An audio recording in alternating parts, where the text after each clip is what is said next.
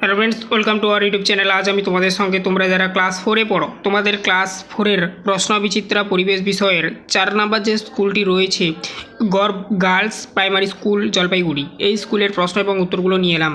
প্রথমে দেখো, সঠিক উত্তরটি নির্বাচন করো। লেখা রয়েছে সূর্য মন্দিরে চাকার সংখ্যা 8 জোড়া, 10 জোড়া, 12 জোড়া। এখানে যেটা হবে 12 জোড়া চাকার সংখ্যা।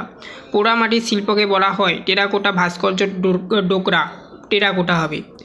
পুরনো জিনিস সংগ্রহ করে রাখা হয় জাদুঘরে, কারখানায়, চিড়িয়াখানায়। জাদুঘরে, ঠিক আছে, উত্তর হবে জাদুঘর। তাজমহল হলো একটি স্থাপত্য সৌধ ভাস্কর্য, সৌধ।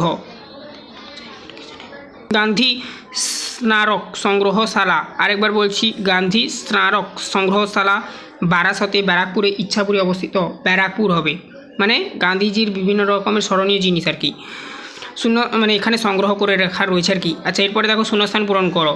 ব্রতচারী প্রতিষ্ঠাতা হলেন ড্যাশ, এখানে হবে কি দেখো, গুরু সদয় দত্ত, গুরু সদয় দত্ত। তারপরে দেখো, কোণারক এ গেলে আমরা ড্যাশ দেখতে পাই। কোণারকে গেলে আমরা কি দেখতে পাই বলো তো? সূর্য মন্দির দেখতে পাই। ড্যাশে সূর্য মন্দির লিখবে।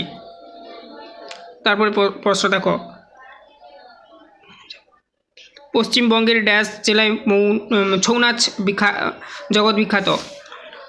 পুরুলিয়া, ড্যাশে তোমরা পুরুলিয়া লিখবে। বিষ্ণারা ড্যাশটি উপদেশ মেনে চলত। 29টি, ড্যাশে 29টি লিখবে। জাদুঘরকে ইংরেজিতে ড্যাশ বলে? মিউজিয়াম। ক স্তম্ভের সঙ্গে খ স্তম্ভ মেলাও।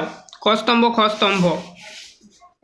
দেখো কি বলা রয়েছে, এটা আমি বইতে দেখিয়ে দিচ্ছি। মাপলং পবিত্র বনভূমি, মাপলং পবিত্র বনভূমি, এর সাথে যাবে 3। দেখো, কুরজি গাছ। শান্তিনিকেতন, শান্তিনিকেতনে যাবে, এর সঙ্গে যেটা যাবে দেখো 5, পৌষ মেলা হয়। লেপচা মিউজিয়াম, এর সাথে যাবে দেখো কালিম্পংয়ে অবস্থিত 1। পাঞ্জাব, এর সঙ্গে যাবে কি বলতো? এর সঙ্গে যাবে 2, জোয়ার বাজরা গম চাষ করা হয়। জামা মসজিদ রইল বাকি কোনটা? 4। দেখো দিল্লিতে অবস্থিত। নিচের প্রশ্নগুলোর উত্তর দাও। মানুষ ছাড়া আরও কয়েকটি সামাজিক প্রাণীর নাম লেখো। এখানে এই প্রশ্নটার উত্তর লিখবে কি দেখো, পিঁপড়ে, মৌমাছি, বোলতা। যাযাবর কাদের বলা হয়? যাযাবর কি লিখবে দেখো, যারা নানান জায়গায় ঘুরে বেড়ায়, অর্থাৎ যাদের কোনো স্থায়ী বাসস্থান নেই, লিখে পূর্ণচ্ছেদ দেবে, তাদের যাযাবর বলা হয়। এখানে পূর্ণচ্ছেদ দেবে না, এটা কমা দিয়ে দিবে, দেখলে মানে এটা পূর্ণচ্ছেদ হবে না, কমা হবে, ঠিক আছে, তাদের যাযাবর বলা হয়। পরের প্রশ্ন দেখো, তৃণভোজী প্রাণী কাদের বলে? উদাহরণ দাও। তৃণভোজী প্রাণী এরকম একটা লিখে পয়েন্ট করবে, যেসব প্রাণী ঘাস, খড়, পাতা খায়। এখানে ঘাস লিখে কমা দিবে, খড় লিখে কমা দিবে, পাতা খায় লিখবে তাদের তৃণভোজী প্রাণী বলে। যেমন, মানে উদাহরণ দিতে যেহেতু বলেছিল, তো যেমনটা এখানে উদাহরণের কাজ করছে। যেমন লিখে হাইফেন দিয়ে লিখবে, গরু, ছাগল প্রভৃতি, কমা দিয়ে লিখবে আর কি। ঘর দেখে কী বলা রয়েছিল? ভারতের উত্তরবঙ্গ জুড়ে রয়েছে কোন পর্বত? গাছ বাঁচাতে কে এগিয়ে এসেছিলেন? দুটো প্রশ্ন দেওয়া রয়েছে। দেখো ঘর দাগের প্রশ্নের উত্তরটা হবে যেটা, ভারতের উত্তর ভাগে জুড়ে রয়েছে হিমালয় পর্বত। আর একটা প্রশ্ন ছিল, গাছ বাঁচাতে কে এগিয়ে এসেছিলেন? গাছ বাঁচাতে এগিয়ে এসছেন সুন্দরলাল বহুগুণা। এইটা হবে এই প্রশ্নটার উত্তর, এই দুটো প্রশ্নের। তারপরে দেখো, উঁয়োরটা মাছ মাংস নুন মাখিয়ে রাখা হয় কেন? মানে মাছ মাংসে নুন মাখিয়ে রাখা হয় কেন আর কি। মাছ মাংস নুন মাখিয়ে রাখা হয়, কমা দিয়ে লিখবে কারণ নুন খাবারকে জীবাণু হাত থেকে রক্ষা করে। বিভিন্ন রকমের যে রোগ জীবাণু থাকে সেগুলোর হাত থেকে রক্ষা করে। চর দাগের প্রশ্ন কি বলা রয়েছে? মাটি ও বাতাস দূষিত হচ্ছে এমন 2টি কারণ লেখো। এখানে দেখো চর দাগের প্রশ্নটা লিখবে, মাটি ও বাতাস দূষণের 2টি কারণ, লিখে আন্ডারলাইন করবে। লিখে 1 নম্বর কারণ লিখবে, চাষের জমি থেকে রাসায়নিক কীটনাশক, গুঁড়ো আবর্জনা, খড়কুটো পোড়ানোর ছাই, ধূলিকণা প্রভৃতি যেমন মাটিতে মিশছে, কমা দিয়ে লিখবে তেমন বাতাসকেও দূষিত করছে, মানে বাতাসেও এগুলো মিশছে।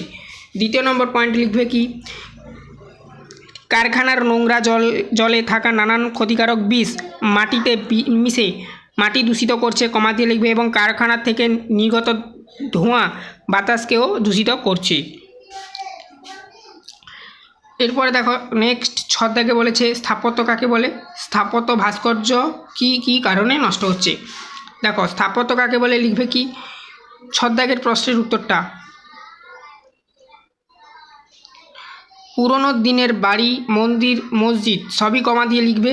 গির্জা ইত্যাদি সবই হলো স্থাপত্য। যেমন কোণারকের মন্দির, বিষ্ণুপুরের রাসমঞ্চ, সাঁচি স্তূপ ইত্যাদি এগুলো হচ্ছে উদাহরণ স্থাপত্যের। তারপরে লিখবে নষ্ট হওয়ার কারণ ভূমিকম্প, বন্যা, ঝড় বৃষ্টিতে পৃথিবীর স্থাপত্য ও ভাস্কর্যগুলো নষ্ট হয়ে যাচ্ছে, কমা দিয়ে লিখবে। তাছাড়া কলকারখানা, যানবাহন ইত্যাদি দূষিত ধোঁয়া, পরিবেশ দূষণ, তারপরে হচ্ছে নোনা জল ইত্যাদি কারণে এগুলো দিন দিন নষ্ট হয়ে যাচ্ছে। বর্গীজরটা কি লিখবে। দেখো চাষের জন্য কোন কোন পশু লাঙল টানতো। চাষের জন্য দেখো চাষের জন্য বলদ ও ঘোড়া লাঙল টানতো। ছদাকের প্রশ্ন দেখো গান্ধীজির পুরো নাম কি, কত সালে তার জন্ম হয়। গান্ধীজির পুরো নাম হলো লিখে হাইফেন দিয়ে লিখবে মোহনদাস করমচাঁদ গান্ধী। বানানটা দেখে নাও, তোমাদের বইতেও পেয়ে যাবে। তার জন্ম 1869 সালের 2রা অক্টোবর, অর্থাৎ দ্বিতীয় অক্টোবর, অক্টোবরের 2 তারিখে হয়, এই জন্য এটাকে 2রা অক্টোবর বলা হয়। তার জন্ম হয়েছিল। নিয়ত দাগে ছিল কি দেখো প্রশ্ন মমি কি। এই প্রশ্নের উত্তর তোমাদেরকে আমি দেখিয়ে দিচ্ছি। দেখো তো দেখো মমি মিশরের রাজাদের মৃতদেহগুলিকে ওষুধ মাখানো কাপড় জড়িয়ে সংরক্ষণ করা হতো, একে মমি বলে, এটাই লিখবে। মিশরের রাজাদের মৃতদেহগুলিকে ওষুধ মাখানো কাপড় জড়িয়ে সংরক্ষণ করা হতো, একে মমি বলে, এটাই লিখবে। এরপর দেখো নেক্সট কী প্রশ্ন ছিল, কবিগুরু গান্ধীজিকে কি বলে ডাকতেন। ঠিক আছে, কবিগুরু গান্ধীজিকে কি বলে ডাকতেন বলো তো। আচ্ছা নেক্সট এটা রয়েছে পরবর্তী পেজে। কবিগুরু গান্ধীজিকে মহাত্মাজি বলে ডাকতেন, মহাত্মাজি মনে রাখবে, মহাত্মাজি বলে ডাকতেন। তারপরে দেখো নেক্সট কি বলেছে, এই যে ছকটা একটা দিয়েছে, এই যে দেখো পার্থক্য লেখো আর কি, কৃষি সমাজ ও শিল্প সমাজ একটা করে লিখতে হবে। শিল্প সমাজ, কৃষি সমাজ এরকম পয়েন্ট করে ঘর করবে, ছক করবে আর কি। এক এক দাগ নাম্বার দেবে। যখন কারখানা তৈরি হলো তখন অনেক চাষের বদলে ওই সব বড় বড় কারখানায় কাজ করতে লাগলো। এর মানে কি, যখন কারখানাগুলো এলো আমাদের রাজ্যে বা দেশে, তখন আমাদের রাজ্যে বা দেশে কৃষিকাজের বদলে ওই সমস্ত যে কারখানাগুলো এলো, কারখানাগুলো তৈরি হলো, সেই কারখানাগুলোতে মানুষ চাষের বদলে অর্থাৎ চাষবাস করার বদলে কারখানাগুলোতে কাজ শুরু করতে লাগলো, এটাই বলা রয়েছে। এর ফলে যে সমাজ গড়ে উঠলো তা হচ্ছে শিল্প সমাজ, বা এর ফলে শিল্প সমাজ তৈরি হলো, এভাবেও লিখতে পারো। এখানে কৃষি সমাজের ঘরে লিখবে এক দাগে যে পয়েন্টটা আগে দিতে বলেছিলাম, সেখানে দিয়ে কি লেখা আরম্ভ করবে, মানুষ চাষ করতে শেখার পর তৈরি হলো কৃষি সমাজ। এই সমাজের বেশিরভাগ মানুষই কৃষিকাজ করত। ঠিক আছে, এরপর নেক্সট দেখো পরবর্তীতে কী বলা রয়েছে, টিকা লেখো। দীঘা বিজ্ঞান কেন্দ্র, দীঘা বিজ্ঞান কেন্দ্র, এই প্রশ্নটার উত্তর তোমাদের আমি দেখাচ্ছি। দেখো এইটা কি লিখবে, দেখো দীঘা বিজ্ঞান কেন্দ্র সামুদ্রিক নানান মাছ, জীবজন্তু, আচ্ছা সামুদ্রিক নানান মাছ জীবন্ত অবস্থায় রাখা আছে কাঁচের বাক্সে, লিখে পূর্ণচ্ছেদ দেবে। বৃষ্টির জল সংরক্ষণের মডেল রয়েছে এখানে। এছাড়া দীঘা বিজ্ঞান কেন্দ্রে আকাশ দেখার ব্যবস্থা রয়েছে, এটুকু লিখে দেবে, দীঘা বিজ্ঞান কেন্দ্র টিকা কমপ্লিট হয়ে যাবে। তারপরে দেখো লালন ফকির কি লিখবে, দেখো লালন ফকির ছিলেন বাংলার একজন স্বাভাবিক বাউল।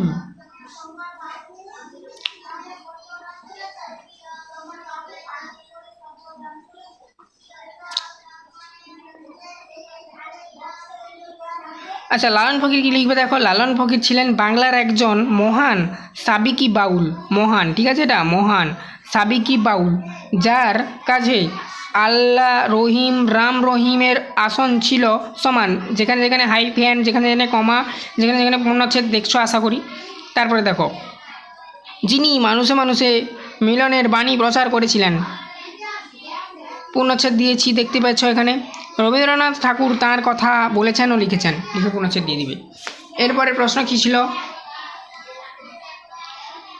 রাজা ভাত খাওয়া প্রকৃতি বীক্ষণ কেন্দ্র, এই প্রশ্নটার উত্তর কী লিখবে দেখে নাও। রাজা ভাত খাওয়া প্রকৃতি বীক্ষণ কেন্দ্র লিখে পয়েন্ট করবে জলপাইগুড়ি জেলার বক্সা অরণ্যের মাঝে এই সংগ্রহশালা, লিখে পূর্ণচ্ছেদ দেবে। ভুটানের রাজার সঙ্গে কোচবিহারের রাজার যুদ্ধ হয়েছিল, লিখে পূর্ণচ্ছেদ দেবে। সেই যুদ্ধে আঁকা ছবি এখানে রয়েছে, লিখে পূর্ণচ্ছেদ দেবে। এখানে নানান ধরনের ভেষজ উদ্ভিদ রয়েছে, লিখে পূর্ণচ্ছেদ দেবে। নানান ধরনের পশু পাখির মৃতদেহ ঔষধ দিয়ে মাখানো রয়েছে, লিখে পূর্ণচ্ছেদ দেবে। এই পশু ও পাখিদের দেখলে বক্সা জঙ্গল সম্পর্কে একটা ধারণা পাওয়া যায়, এইটাই লিখবে। এটাই হচ্ছে রাজা ভাতখাওয়া প্রকৃতি বীক্ষণ কেন্দ্র, ঠিক আছে। তো টিকা এটাই লিখবে। এই ছিল টোটাল তোমাদের এই 4 নম্বর সেটের বা 4 নম্বর স্কুলের প্রশ্ন এবং তার উত্তর। পরবর্তীতে আমরা 5 নম্বর স্কুল কমপ্লিট করে রাখছি, প্লেলিস্টের মধ্যে পেয়ে যাবে। প্লেলিস্টের লিঙ্ক এই ভিডিওর ডেসক্রিপশানে দেওয়া রয়েছে। আজকের অবধি সবাই ভালো থেকো, দেখা হবে নেক্সট ভিডিওতে। চ্যানেলে নতুন থাকলে চ্যানেলটাকে সাবস্ক্রাইব করবে, বেল আইকন অপশানে সেভ রাখবে। তোমরা না সাবস্ক্রাইব করতে পারলে বাড়ির বড়োদেরকে বলবে ওনারা যেন সাবস্ক্রাইব করে নেয়।